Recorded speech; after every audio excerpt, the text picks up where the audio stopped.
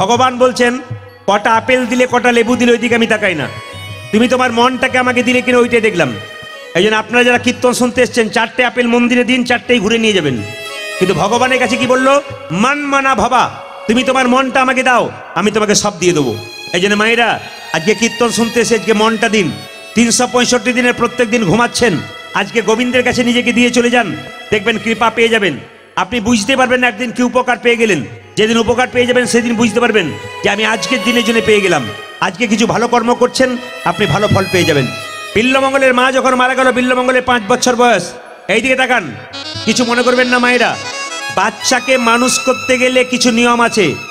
বাচ্চাকে মানুষ করতে গেলে রামকৃষ্ণ দেব বলল, বাচ্চা হলো কচি বাঁশের মতো, যেদিকে বাঁকাবেন সেই দিকে বাঁকবে।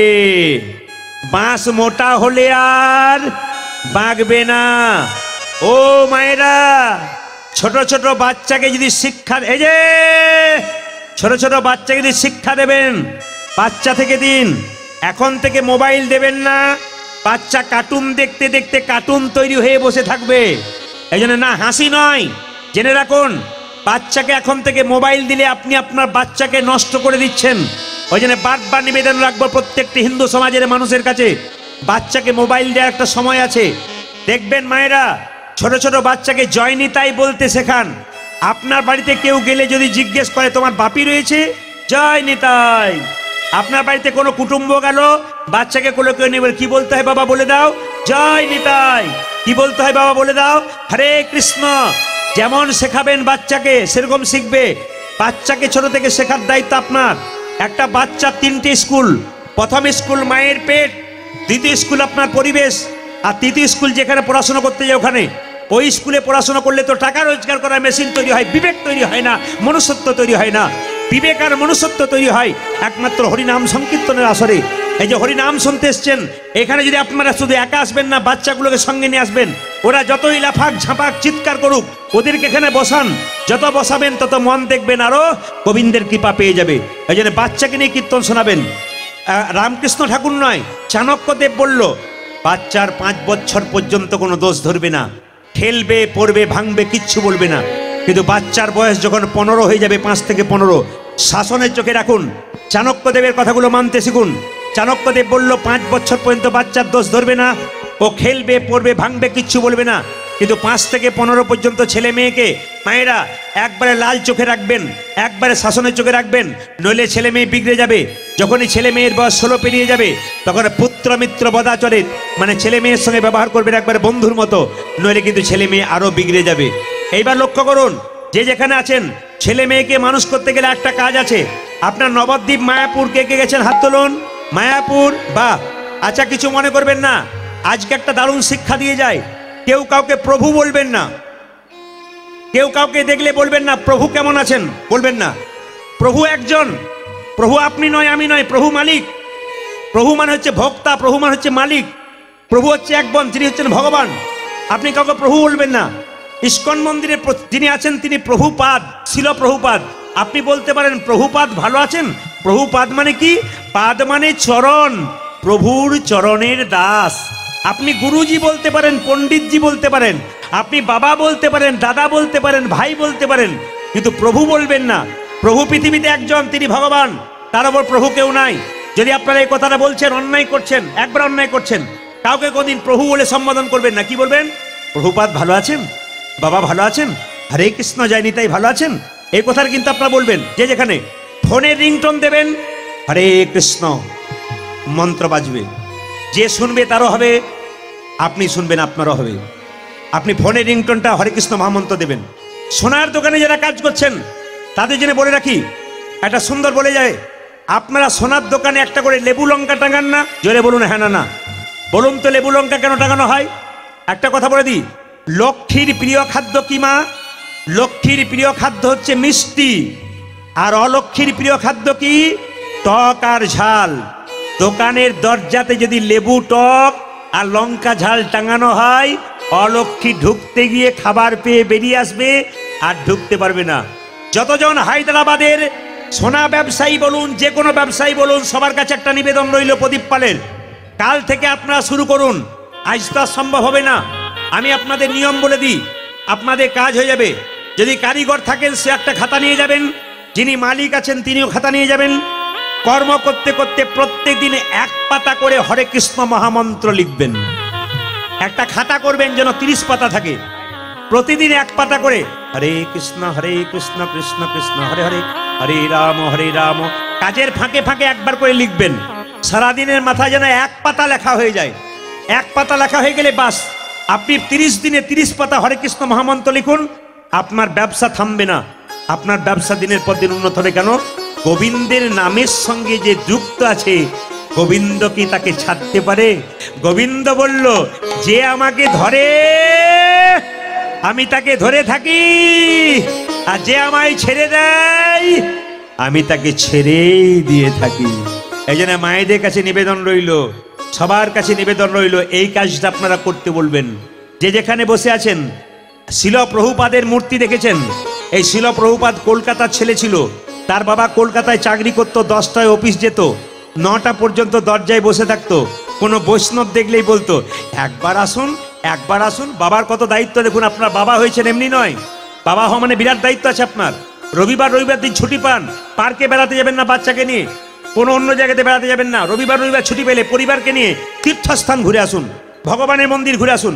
কারণ আমি চেন্নাই গিয়েছিলাম, 7 দিন ওখানে ছিলাম। ওখানে যারা সোনা কারবার করে তারা আমাকে বললেন, বাবু আপনাকে এনে আমরা তীর্থস্থানে যাব। বলে কবে? আজ ছুটি পেয়েছি রবিবার। যত মন্দির আছে, প্রচুর মন্দির, সকাল থেকে বের হয়ে সন্ধে পর্যন্ত আমাকে দেখিয়ে দিল।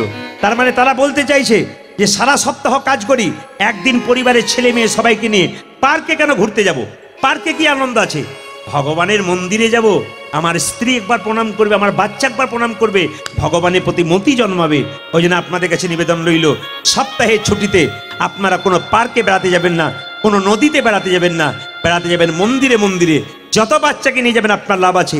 শিল প্রভুপাদ তার বাচ্চাকে ডেকে বলতো, এইদিকে আয়, এইদিকে আয়, ও বৈষ্ণব ঠাকুর একবার আসুন, এই প্রণাম কর। শেষে ছেলেকে প্রণাম করাতো, শেষে বলতো, বৈষ্ণব ঠাকুর আমার ছেলের মাথায় একবার হাত দিয়ে বলে দাও যেন রাধা রানীর কৃপা হয়, আমার ছেলের মাথায় হাত দিয়ে বলে দাও যেন কৃষ্ণের কৃপা হয়। এই জন্য আপনারা মায়েরা যারা আছেন, রাস্তায় ছেলেকে নিয়ে যাবেন, কোনো বৈষ্ণব দেখলেই বলবেন আমার ছেলের মাথায় একটু হাত দিয়ে দিন। দাদা ভাইরা ছেলেকে নিয়ে রাস্তায় হাঁটছেন, কোনো বৈষ্ণব দেখলে, ব্রাহ্মণ দেখলে বলবেন একবার আমার ছেলের মাথায় হাত দিয়ে দিন যেন রাধারানীর কৃপা হয়। কিছু করবেন তবে তো পাবেন, কিছু না করলে পাবেন কি করে? আপনাদের কাছে নিবেদন রইল, হায়দ্রাবাদের বাঙালি সমাজ যারা কীর্তন শুনছেন তাদের কাছে, প্রত্যেকের কাছে নিবেদন রইল, সংসারে ভগবানকে পুজো করুন আর না করুন, দুটো দেবদেবীকে আপনারা পুজো করবেন। সেই বাড়ির জীবন্ত দেবদেবী দুটো কে কে? বাবা আর মা। না, মুখে বললে হবে না, কাজে করতে হবে। আপনি এখানে কাজের তাগিদে এসেছেন, আপনার বাবা মা বাইরে আছে, কিন্তু মাথায় রাখতে হবে আপনার সন্তান যেমন আপনার উপর ভরসা করে বসে আছে, আপনার বাবা মা বৃদ্ধ হয়েছে, ওখানে বসে আছে আপনার জন্য। কেন? আপনি না দিলে পাবে না, দিলেও ভালো, না দিলেও ভালো। ভগবান কৃষ্ণ সুদামাকে বলেছে, সুদামা এই জগতে 3 রকমের গুরু আছে ভাই।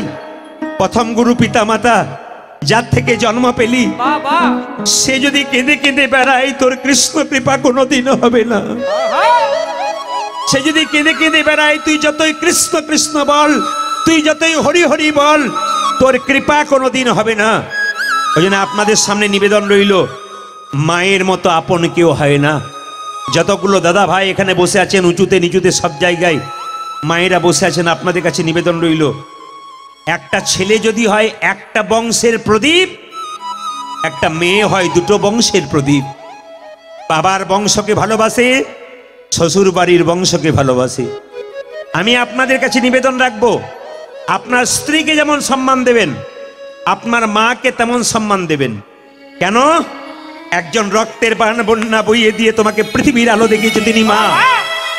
আর একজন স্ত্রী নিজের মা বাবা সংসারকে ছেড়ে দিয়ে তোমার পাশে দাঁড়িয়েছে, ওনাকে সম্মান দিন। এই দুজনকে সম্মান না দিলে সংসারে আপনার লাভ নাই। একজনকে বেশি করবেন, একজনকে কম করবেন, তা বললে হবে না। দুজনকে সমান দাঁড়িপাল্লাই নামাতে হবে। মায়ের মতো আপনার কেউ হয় না।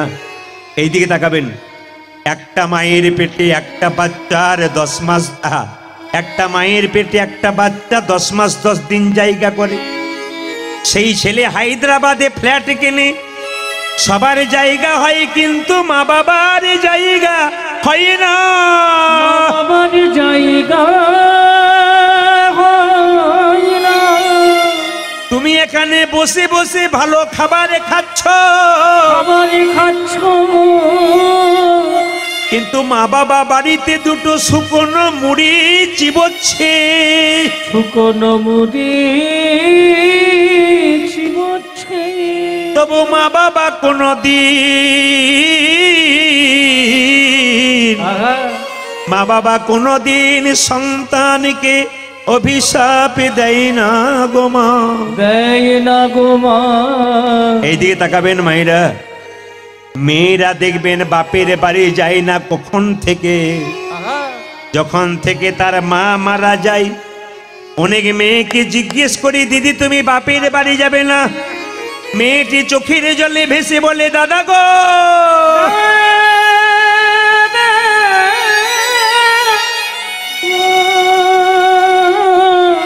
আমি যার কাছে গেলে শান্তি পেতাম সেই মা আমার চলে গেছে, আমি আর কার কাছে গিয়ে দাঁড়াবো? বলো আমি কার কাছে গিয়ে দাদাজি গো। বৃদ্ধ বাবাটা বেঁচে ছিল, সেও চলে গেল, ও চলে গেল। এ জগতে মা বাবার মতো আপনার কে? এই জগতে মা বাবার মতো আপন কেউ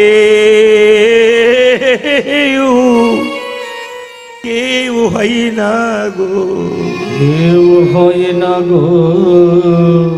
স্বামী যখন বাজারে যায়, স্ত্রী বলে 1 থলে হাট এনো, মেয়ে বলে বাবা মোবাইলটা এনো, ছেলে বলে বাবা হাত ঘড়িটা এনো।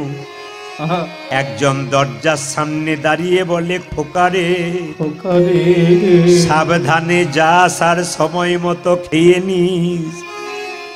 এ কথা বলার মতো একজন থাকে, তিনি হলো বাবার মা। বাবা মেয়ে যতই শ্বশুর বাড়িতে সুখী থাকে না কেন, বাবা মায়ের প্রাণ, বাবা মায়ের প্রাণ, বাবা মায়ের প্রাণ মেয়ের কাছে পড়ে থাকে, পড়ে থাকে। এই জগতে যে মায়ের মতো বাবার মতো আপন কেউ হয় না। যে যেখানে বসে আছেন আপনাদের কাছে নিবেদন রইল বাবা, যে যেখানে বসে আছেন একবারে মন দিয়ে শুনবেন। কেউ মা কাঁদাবেন না, কেউ বাবা কাঁদাবেন না। আপনার শ্বশুর শাশুড়িকে দায়িত্ব আপনার দেখার, ওনারা আপনাকে ছেলের মতো ভালোবাসে বাবা বলে।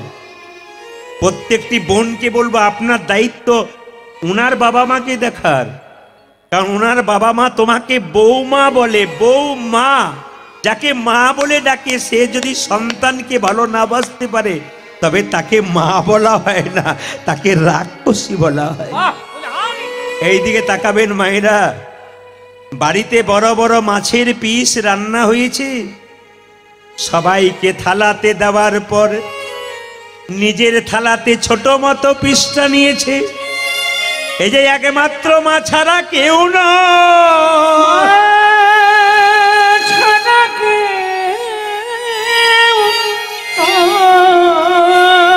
বাড়িতে সুন্দর সুন্দর খাবার হয়,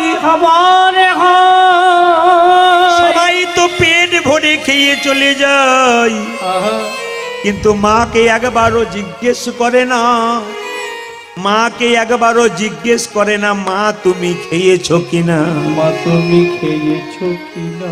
মাকে একবারও তাকিয়ে দেখে না মায়ের পাতাতে কি আছে কি নাই। আচ্ছা, মা যদি না পাই তবু কোনোদিন বলে না, খোকা তোরা সবাই পেট ভরে খেয়ে নিলি, আমার পেট ভরল না, আমার পেটে ভরিল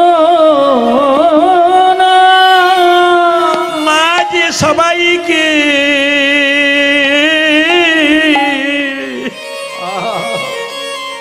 মাঝে সবাইকে দেওয়ার পর আর নিজে কিছু রাখে না, এর নামে হলো মা।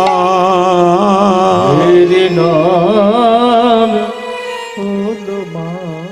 তোমরা যেন কেউ মা বাবাকে কাঁদিও না গো, দিও না গো।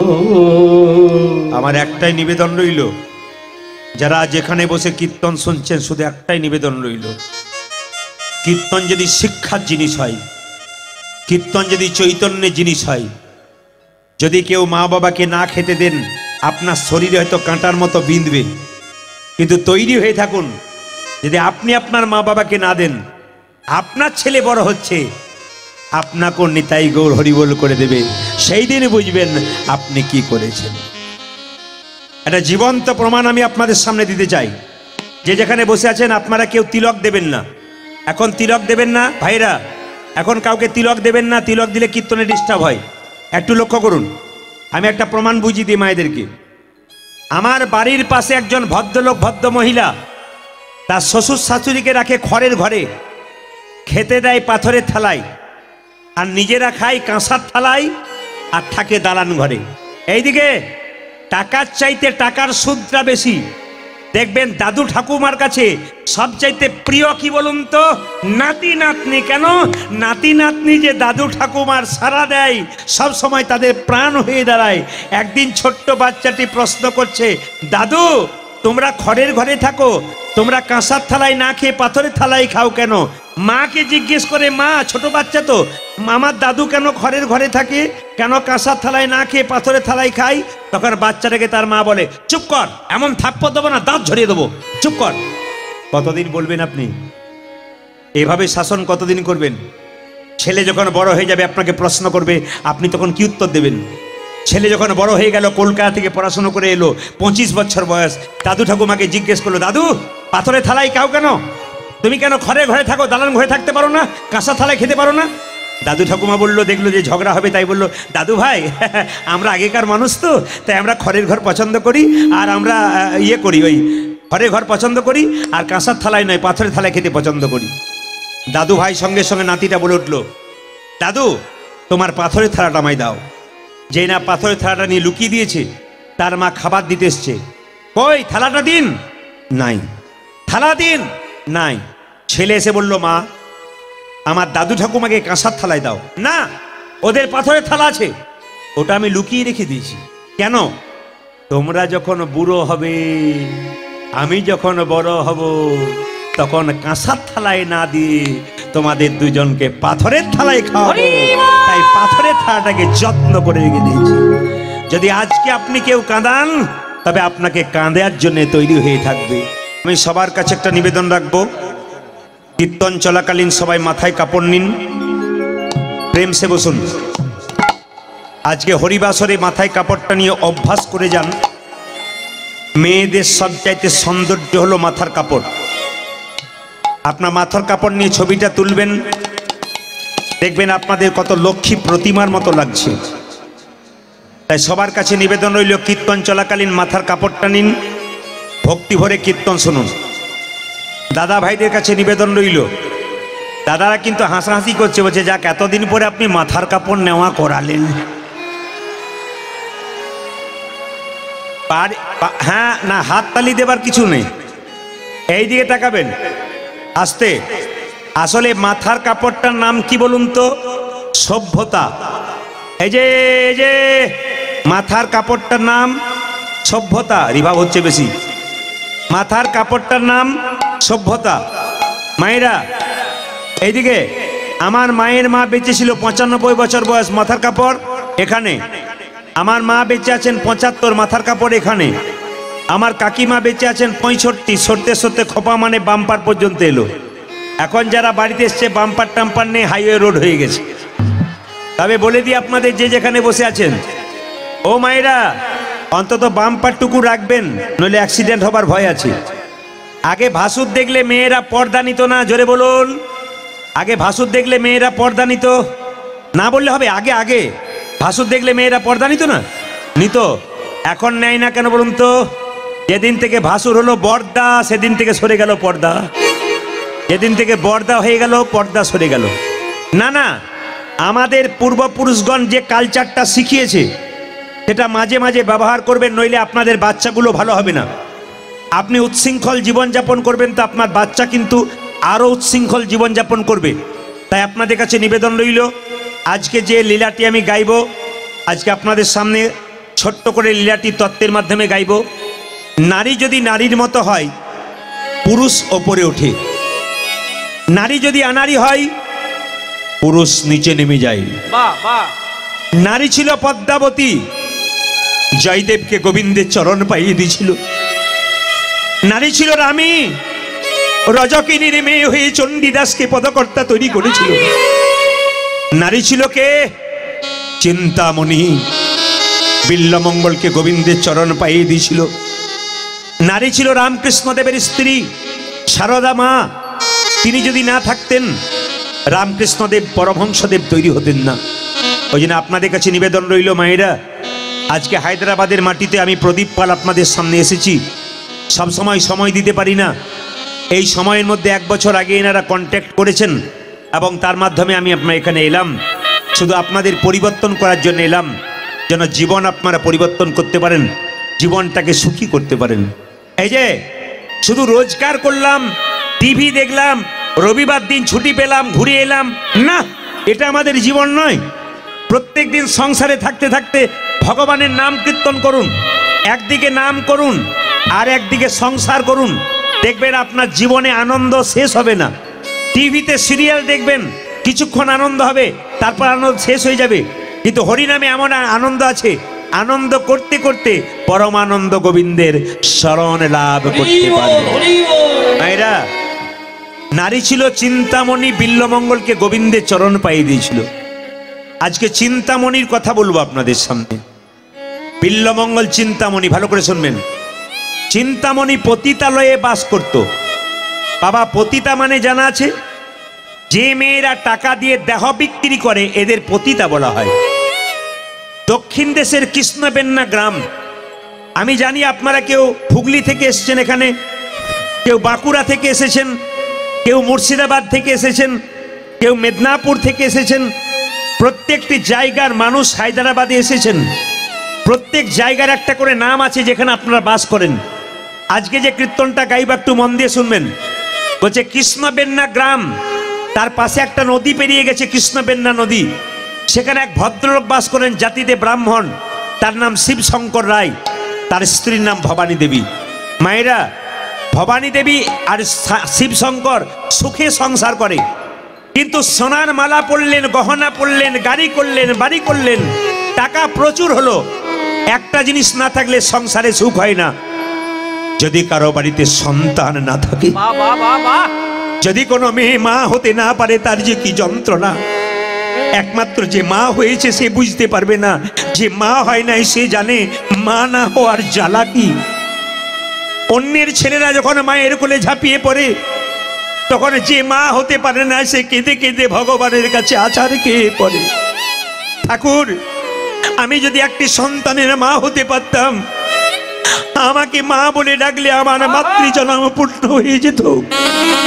নারী জন্মের সার্থকতা মা হওয়া।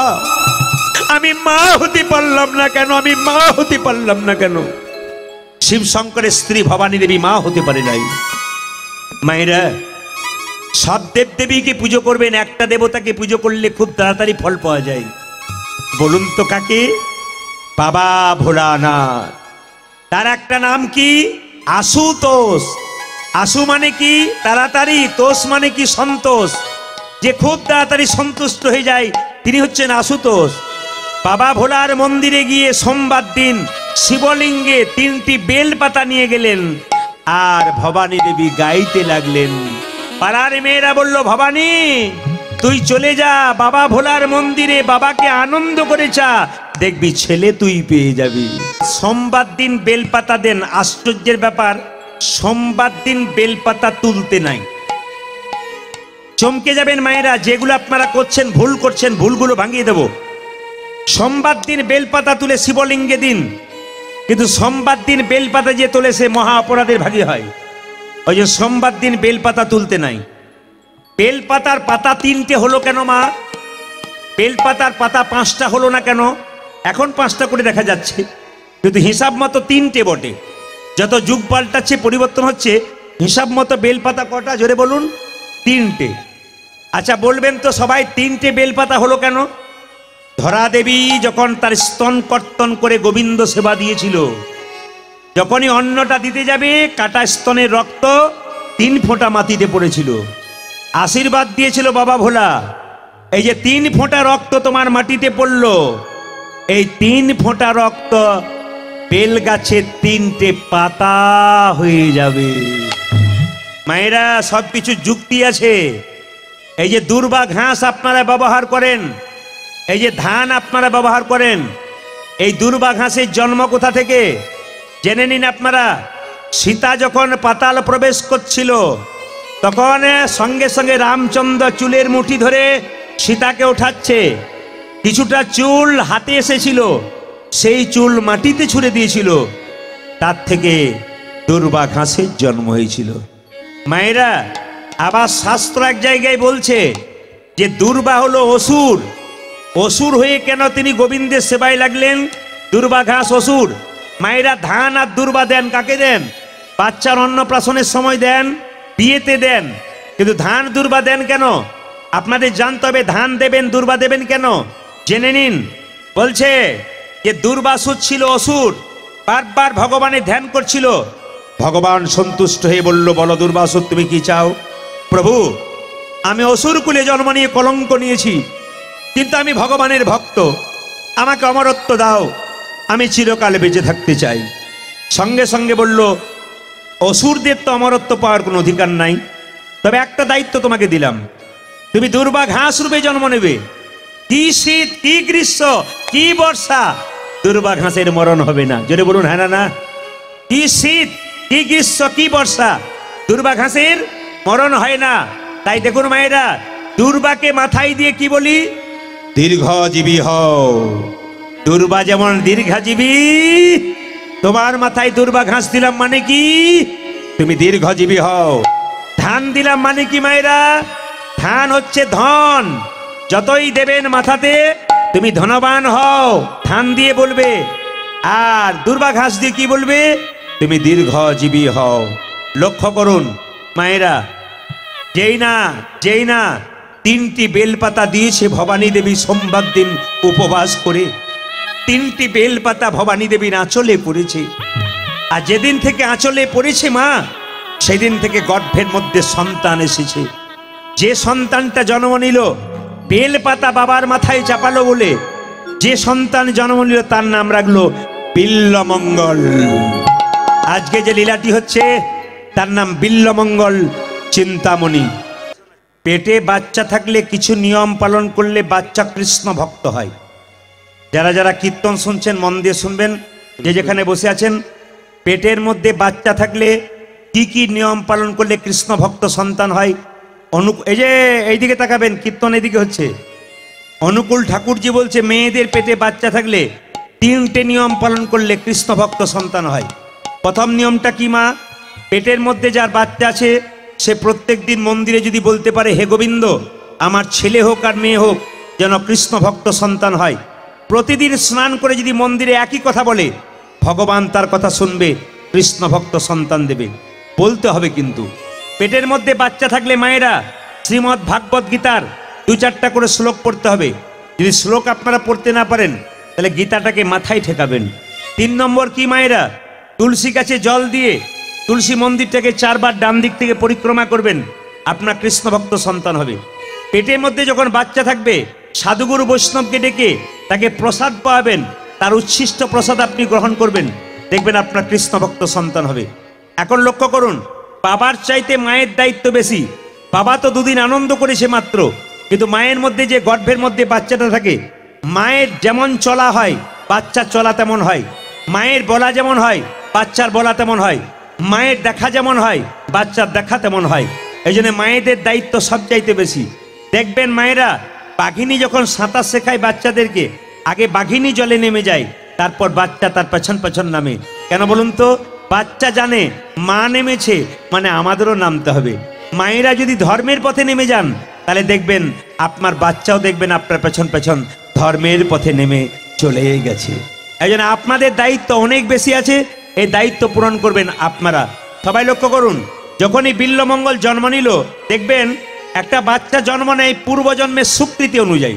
যেমন হায়দ্রাবাদে, কিছু মনে করবেন না, আজকে দুটো বাচ্চা জন্ম হলো। একটা বাচ্চা সোনার চামচ মুখে দিয়ে জন্ম নিল বড় লোকের বাড়িতে, আর একটা বাচ্চা গরিবের বাড়িতে ভিখারির বাড়িতে জন্ম নিল।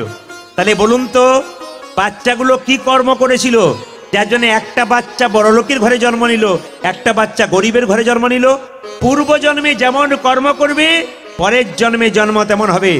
আপনারা জেনে নিন, এ সংসারে মানুষ কুলে জন্ম নিয়ে যেমন কর্ম করবেন পরের জন্মে আপনার জন্ম সেরকম হবে। একুলে জন্ম নিয়ে যদি কেউ মানুষের মতো মানুষ কর্ম করেন পরে মানুষ হবেন, আর যদি পশুর মতো কর্ম করেন তবে আপনার পশু কুলে জন্ম হবে। এই জন্য আপনাদের কাছে নিবেদন রইল, জন্ম হোক যথাতথা, কর্ম যেন আপনার ভালো হয়ে যায়। বিল্বমঙ্গল কি করলো দেখুন, আস্তে আস্তে যখন জন্ম হলো বিধি কিন্তু তার কপালে লিখে দিল, ওরে বিল্ল, তোর যখন 5 বছর বয়স হবে তুই মা হারা হয়ে যাবে। এ সংসারে যার জীবনে যা ঘটনা ঘটছে সব পূর্ব থেকে লেখা আছে। আপনার কি কি ঘটবে জীবনে সারা জীবন সব কিন্তু পূর্ব থেকে পরিকল্পনা করা আছে। কবে হবে, কখন হবে, সব লেখা আছে আপনার জন্য। ওই জন্য আপনার দুঃখ করার কোনো দরকার নাই, আপনার পূর্বজন্মের কর্মের ফল আপনি ভোগ করছেন। তাই বিল্বমঙ্গলের কপালে বিধি লিখে দিল যে তোর যখন 5 বছর বয়স হবে তখন তুই মা হারা হবি। কপালের লিখনকে করে খণ্ডন। এদিকে তাকাবেন, যার যা কপালে লেখা আছে, বিল্বমঙ্গলে যখন 4 বছর বয়স হলো তার মায়ের একটা কঠিন রোগ হলো যক্ষা রোগ। যক্ষা মানে আপনারা বোঝেন টিবি রোগ। বিল্বমঙ্গলের মায়ের টিবি রোগ, যক্ষা হয়ে গেল। বিল্বমঙ্গলের মা খক খক করে কাশে আর ফোঁটা ফোঁটা রক্ত হাতে পড়ে। একদিন বিল্বমঙ্গল ছুটে গেল মায়ের কাছে, মা গো।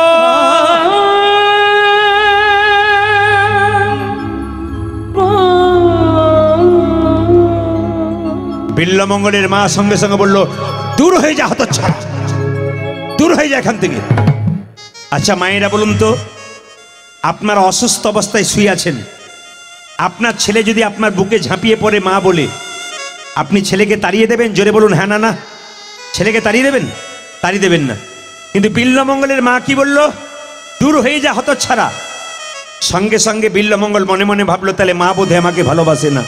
ও মায়েরা, আপনারা কি ভাবছেন তাহলে বিল্বমঙ্গলকে তার মা ভালোবাসে না? তার মা ভালোবাসে। কেন বলুন তো? তার মা জানে যে রোগটা আমার হয়েছে, বারবার ছেলে যদি আমার কাছে আসে, সেই রোগটা যদি ছেলের হয় তাহলে বংশে বাতি জ্বালানোর জন্য কেউ থাকবে না, তাই বারবার তাড়িয়ে দেয়। এক সময় বিল্বমঙ্গল দৌড়ে গেল তার মায়ের কাছে, মা।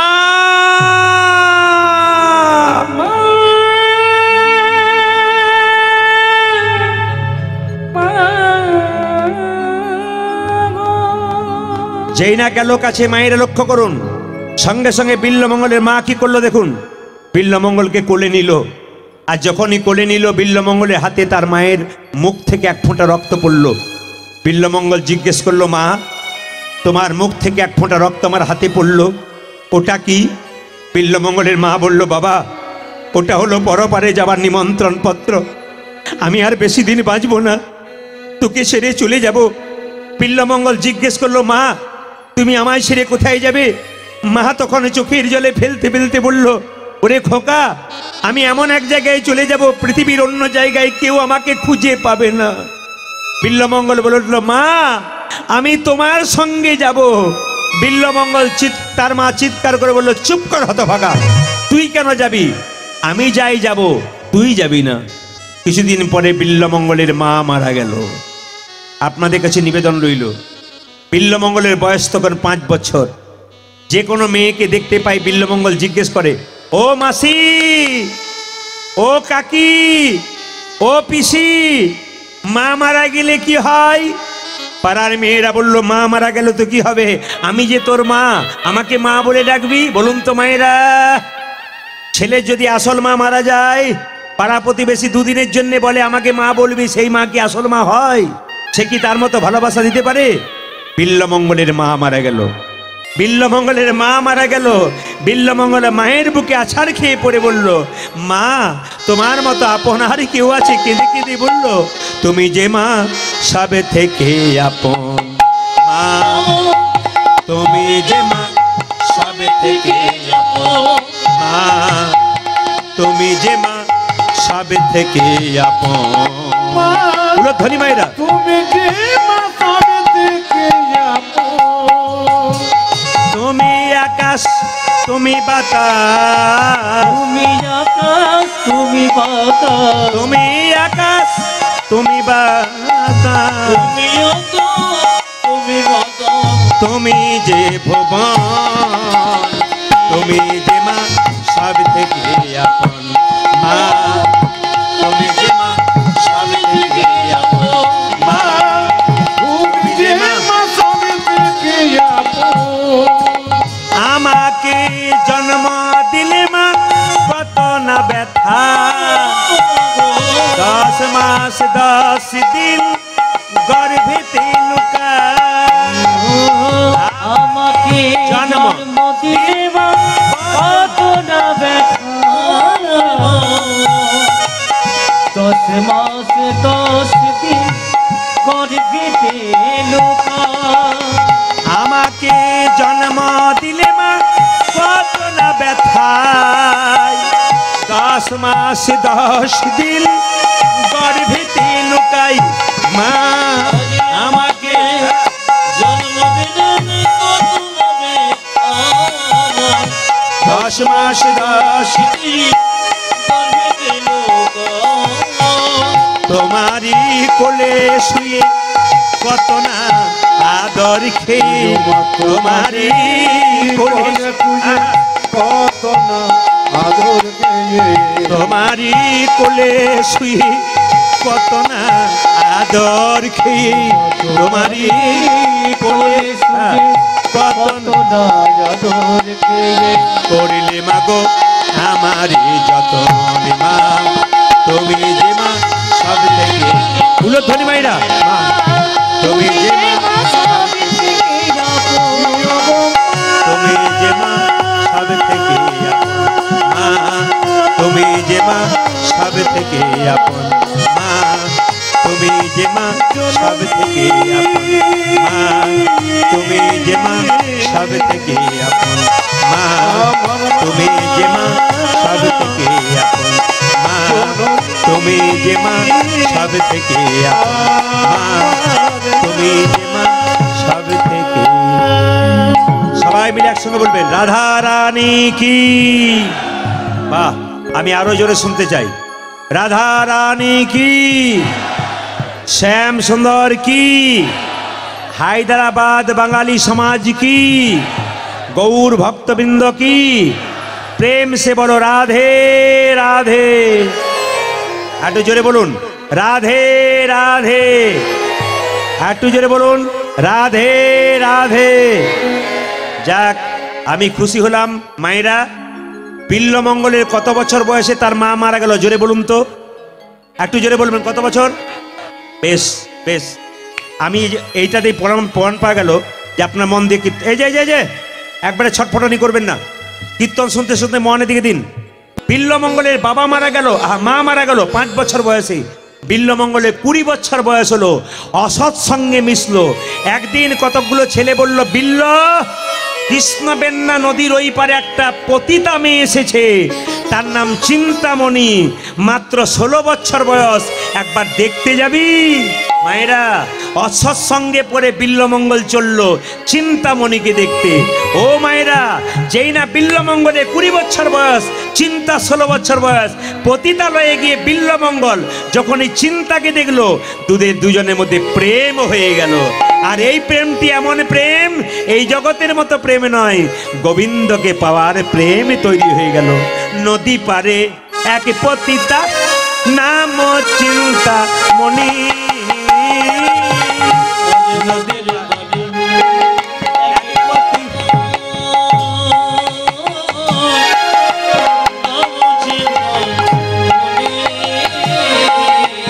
নদী পারে এক পতিতা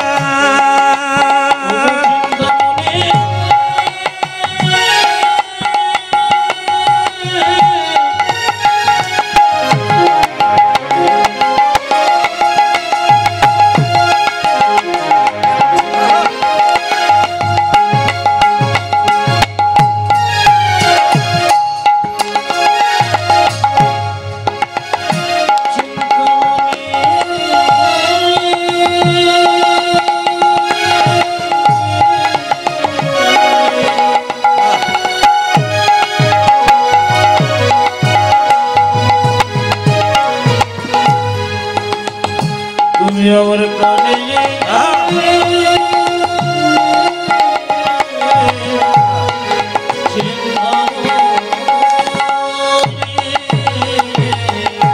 নদী পারে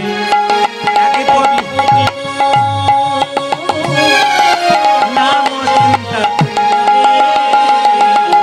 তাহাতে আসক্ত ব্রহ্ম দিবস রজনী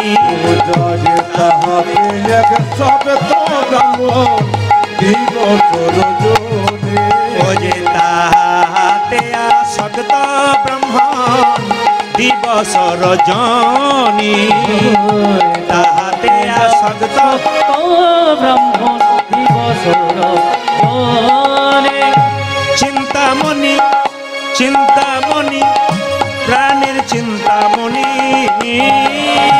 চিন্তামণি চিন্তামণি প্রাণের চিন্তামণি তুমি ছাড়া এ জগতে কেহ নাই আপনি তুমি ছাড়া এ জগতে কেহ নাই আপনি আমার প্রাণের চিন্তামণি আমার প্রাণের চিন্তামণি আমার প্রাণের চিন্তামণি এই যে আমার বাবারা বলুন তো আপনার ছেলের নামে যদি আপনার কানে কোনো নালিশ আসে আপনি কি করবেন? পাড়ার লোককে বলবেন না নিজের ছেলেকে ডাকবেন? জোরে বলুন, কাকে ডাকবেন? নিজের ছেলেকে ডাকবেন। একদল লোক এসে শিব শঙ্করকে বলল, ও ঠাকুর মশাই, এ নিজের ছেলেটার দিকে নজর দিয়েছ? তোমার ছেলে পতিতালয়ে যায়, একটা মেয়ের কাছে প্রত্যেকদিন যাওয়া আসা করে। শোনো বাপু, এ তোমার ছেলেকে ওখানে যাওয়া বন্ধ করো, যদি বন্ধ না করবে তোমাকে আর তোমার ছেলেকে গ্রাম থেকে তাড়িয়ে দেবো। মায়েরা, বিল্লমঙ্গলের বয়স তখন কত হয়েছে? জোরে বলুন, কত বললাম? 20। বাহ, আমি খুব খুশি আপনাদের জন্য, প্রত্যেকের জন্য খুশি যে আপনার মন দিয়ে শুনছেন। 20 বছর বয়স। আচ্ছা বলুন তো, তখন বাঁশ মোটা হয়ে গেছে না পাতলা আছে? বাঁশ মোটা হয়ে গেছে। বাবা বলল, খোকা যাস না, তুই না ব্রাহ্মণের ছেলে, পুজো কর, গায়ত্রী মন্ত্র জপ কর, গোবিন্দের নাম কর, তুই পতিতালয়ে যাস না বাবা। তুই যদি পতিতালয়ে যাস আমাদের যে গ্রাম ছাড়িয়ে দেবে। বাবা এত বোঝালো, ছেলে মানলো না।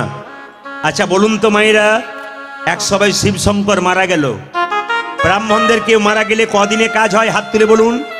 ব্রাহ্মণদের কেউ মারা গেলে কদিনে কাজ হয়? 5 দিনে, 10 দিনে। বাহ।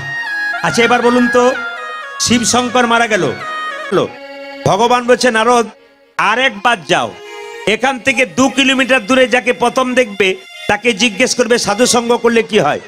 এখান থেকে 2 কিলোমিটার দূরে গেছে, কাউকে দেখতে পায় নাই, দেখতে পেল একটা গাছের গর্তের মধ্যে একটা পাখির বাচ্চা মুখটা বাড়াচ্ছা ঢোকাচ্ছে। ওকে জিজ্ঞেস করলো, এ পাখির বাচ্চা, সাধু সঙ্গ করলে কি হয়? পাখির বাচ্চাটা মরে গেল। নারদ এসে বলছে, প্রভু এ তোমার কেমন সাধু সঙ্গ? এ যাকে জিজ্ঞেস করছি সে বেটা তো মরে গেল, এখন কি করা যায়? ভগবান বলছে আরেকবার যাও, এই যে এখান থেকে 4 কিলোমিটার দূরে যাকে প্রথম দেখবে তাকে জিজ্ঞেস করবে সাধু সঙ্গ করলে কি হয়। 4 কিলোমিটার দূরে গেছে মা, কাউকে দেখতে পায় নাই, দেখতে পেল একটা গাভীর বাচ্চা মানে বাছুর ঘাস খাচ্ছিল। ওকে জিজ্ঞেস করছে, এ বাছুর, সাধু সঙ্গ করলে কি হয়? বাছুরটা মরে গেল। নারদ মুনি এসে বলছে, প্রভু এই আমি কান মুলছি, নাক মুলছি, আমি আর যাব না। বলে কেন? যাকে জিজ্ঞেস করছি সে বেটা তো মরে যাচ্ছে, আমি তো পাপের ভাগী হচ্ছি, আমি সাধু সঙ্গ জিজ্ঞেস করতে যাব না, আর আমি যাব না। ভগবান বলছে নারদ তোমাকে শেষবারের মতো, এই যে ভগবান বলছে নারদ তোমাকে শেষবারের মতো যেতে হবে। বলে কোথায় যেতে হবে? এইখান থেকে 15 কিলোমিটার দূরে প্রথম যাকে দেখতে, হ্যাঁ 15 কিলোমিটার দূরে একটা রাজার ঘরে একটা রাজার ছেলে হয়েছে, এই 5 দিন হলো। ওই ছেলেটাকে জিজ্ঞেস করেছো সাধু সঙ্গ করলে কি হয়? মায়েরা কিছু মনে করবেন না, পাখির বাচ্চাটাকে জিজ্ঞেস করলো মারা গেল, গাভীর বাচ্চাকে জিজ্ঞেস করলো মারা গেল, গোবরে পোকাকে জিজ্ঞেস করলে মারা গেল। এখন ভগবান বলছে 15 কিলোমিটার দূরে যাও, একটা রাজার ঘরে একটা রাজার ছেলে হয়েছে, তাকে জিজ্ঞেস করেছো সাধু সঙ্গ করলে কি হয়। নারদ বলছে মাথা খারাপ, তুমি আমাকে বোকা পেয়ে গেছো। এখন রাজাকে যদি জিজ্ঞেস করি তার ছেলেকে সাধু সঙ্গ করলে কি হয়, আর বাচ্চাটা যদি মরে যায় তাহলে আমি আর ফিরে আসতে পারবো? নিতাই গৌর হরিবল হয়ে যাবে। সঙ্গে সঙ্গে বলছে, ওগো নারদ, রাখে হরি তো জোরে বলবেন, রাখে হরিত আরে কে আর মারে হরিত, রাখে এলআইসি, রাখে না। নারদকে বলছে তুমি আরেকবার যাও, রাজার ঘরে 15 বছর পর একটা ছেলে হয়েছে, তাকে জিজ্ঞেস করেছো সাধু সঙ্গ করলে কি হয়। ও মায়েরা, নারদ কাঁপতে কাঁপতে গেছে রাজা নারদ মুনিকে জিজ্ঞেস করছে, আপনাদের নয়। নারদ, তুমি কি ব্যাপার আমার বাড়িতে? আপনার নাকি একটি ছেলে হয়েছে। হ্যাঁ হ্যাঁ, 15 বছর পর একটা ছেলে হয়েছে। তা আপনার ছেলেকে একটি প্রশ্ন করতাম। রাজা বলছে একটা মানে তুমি 10টা করতে পারো। নারদ বলছে যে বাড়িতে প্রশ্ন করব তার পেছন দিকে দরজা আছে তো? কিছু বুঝলেন? নারদ বলছে যেদিকে প্রশ্ন করব তার বাড়ির পেছন দিকে দরজা আছে। রাজা বলছে একটা নয় 3টি আছে। নারদ ভাবছে তাহলে বাঁচবার উপায়ও আছে, জিজ্ঞেস করবার মারবো দৌড়।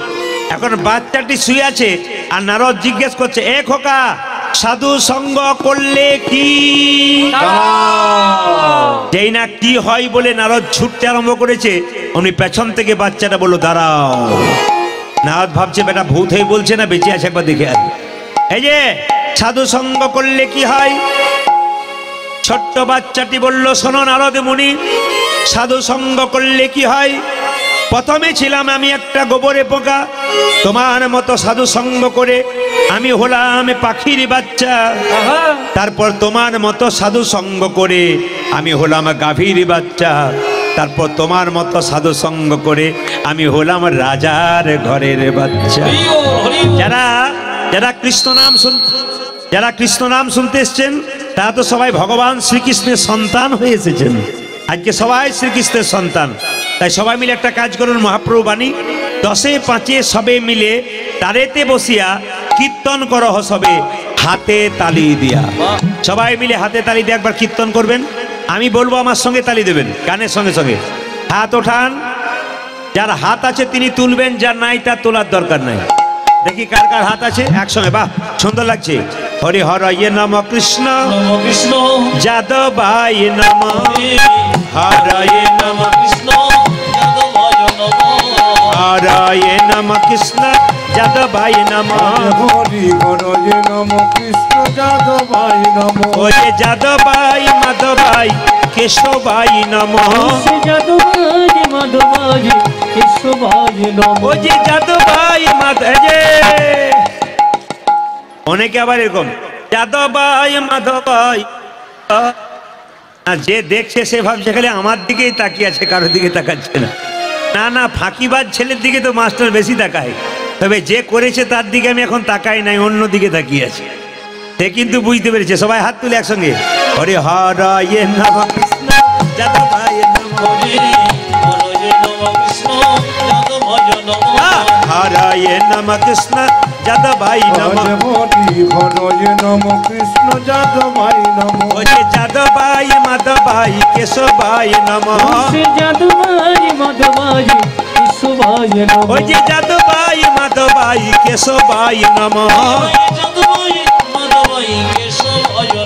ওই যে গোপাল গোবিন্দ রাম শ্রী মধুসূদন, পূজা যে গোপাল গোবিন্দ রাম শ্রী মধুসূদন, ওই যে গোপাল গোবিন্দ রাম শ্রী মধুসূদন। আরম্ভ করুন। গোপাল গোবিন্দ নাম শ্রী মধুসূদন, ওই যে গিরিধারী গোপীনাথী মদন মোহন, ওই যে গিরিধারী গোপীনাথী মদন মোহন। গিরিধারী গোপীনাথ মদন। হ্যাঁ হ্যাঁ, এদেরটা বন্ধ করলাম, আপনাদেরটা নেব বলে। দেখি আপনারা কেমন উচ্চস্বরে বলতে পারেন।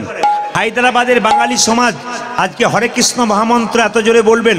আমার ক্যামেরা এসেছে মা মনসা চ্যানেল, 2-4 দিন পরে যখন গানটা বেরোবে আপনারা দেখবেন চিৎকার করে আপনারা বলছেন। আসরকে কাঁপিয়ে দিন হরে কৃষ্ণ মহামন্ত্র বলে, মহাপ্রভু যা দিয়ে গেছে। আমি বলবো আমার সঙ্গে একসঙ্গে বলুন উচ্চস্বরে, বলুন হরে কৃষ্ণ, জোরে হরে কৃষ্ণ কৃষ্ণ কৃষ্ণ হরে হরে, জোরে হরে রাম, জোরে হরে রাম, বা জোরে হরে কৃষ্ণ, বা হরে কৃষ্ণ।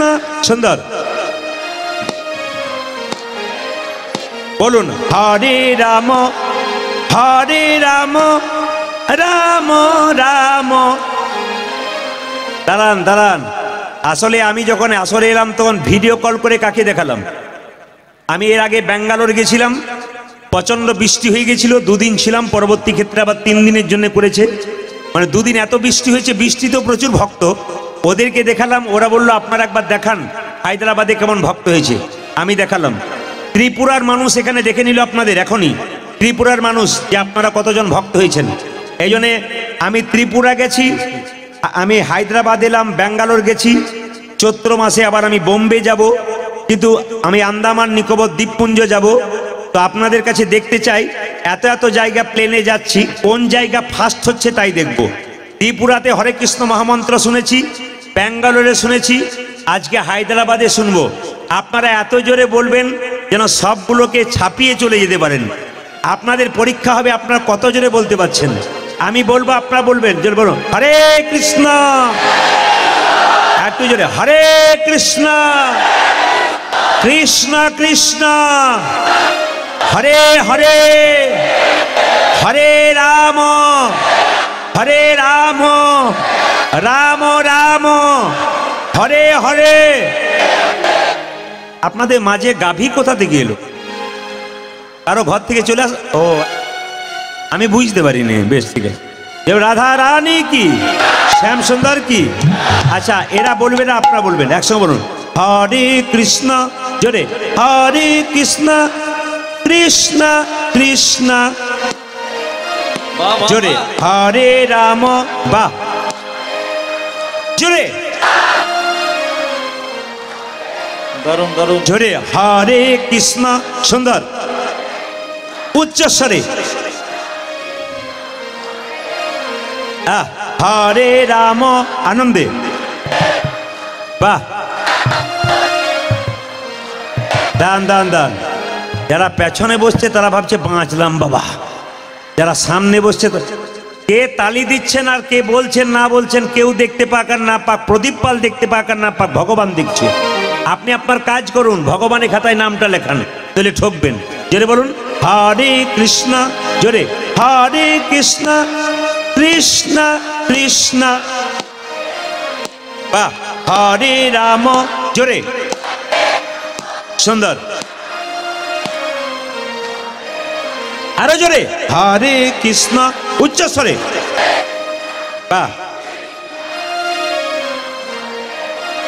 বাহ, হরে রাম হরে রাম, রাম রাম, আরো জোরে হরে কৃষ্ণ, শেষবার, বাহ,